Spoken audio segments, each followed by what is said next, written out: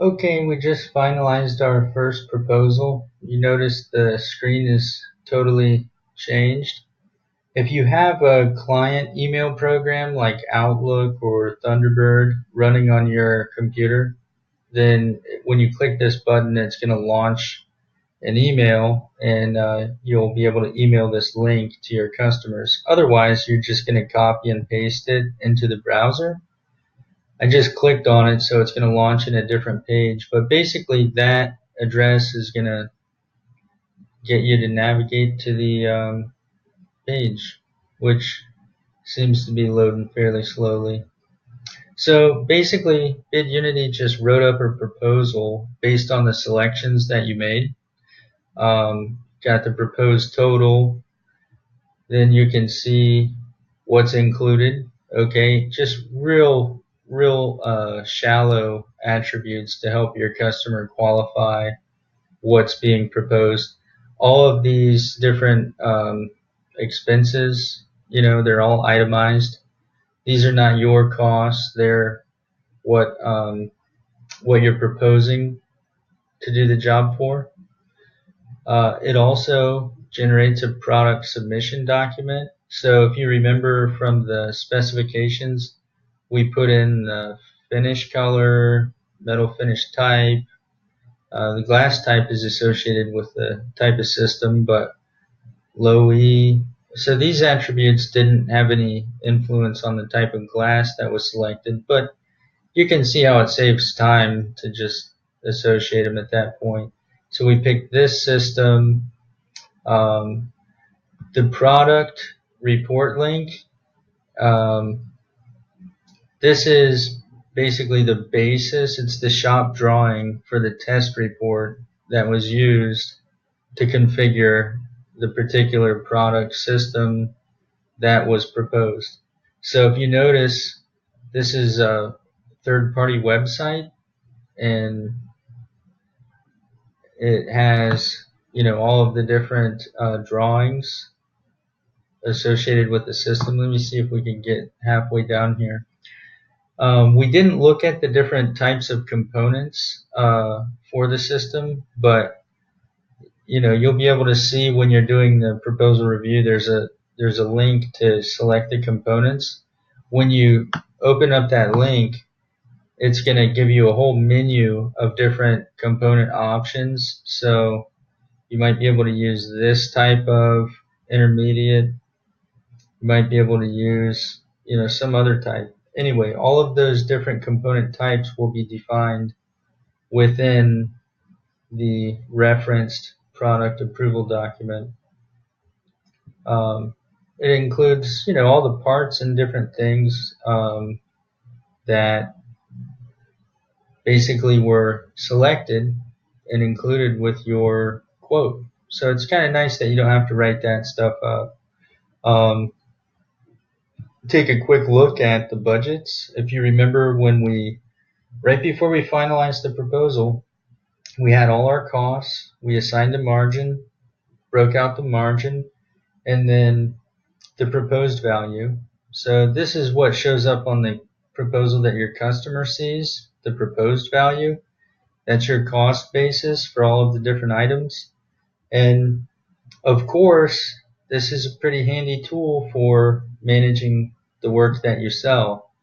Just want to show you one other thing here, the labor schedule. So all of the work that you included, it takes a certain amount of time to do that work, and based on the amount of time that it takes, we were able to derive labor budgets. We're essentially working that back to scheduled hours for every single activity that needs to happen. So 17 hours of field labor, two guys get that done in 2 days maybe. They got to stop and have breakfast on the way to the job or something like that. All of your material information, everything to do with the proposal, will be accessible through the Manage Materials tab. We'll take a quick look at how that's organized. Obviously, systems of the nature that we're dealing with are going to be built using material from a number of different vendors. So we can request a quote from any one of those vendors. I'm just going to copy this to the clipboard and I'll go ahead and I'll paste it in a new tab. So you can email this link to your vendor and basically BidUnity's already written up a quote request for you, and it includes all of the material, everything that you had included on your quote. So one piece of glass from this vendor, right? And that is probably the door glass.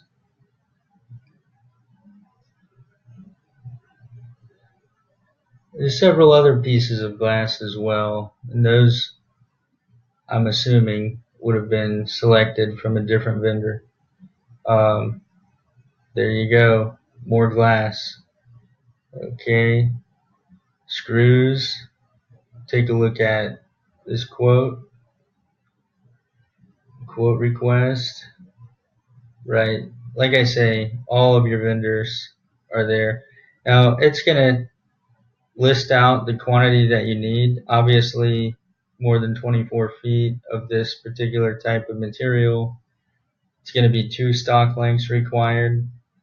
You have the list price per unit, your cost basis. Cost basis, of course, relies on your multiplier values. Okay, so these are the parts of the door that were selected. So your bottom rail, closer, glass, push pull, it's all there. See if we could take a look at the framing cut list. So this is intended for cutting material to size. As far as I can tell, everything is calculating properly as far as the sizes that are being assigned. We had a 12-foot wide opening. It's a little bit smaller than that, like it should be.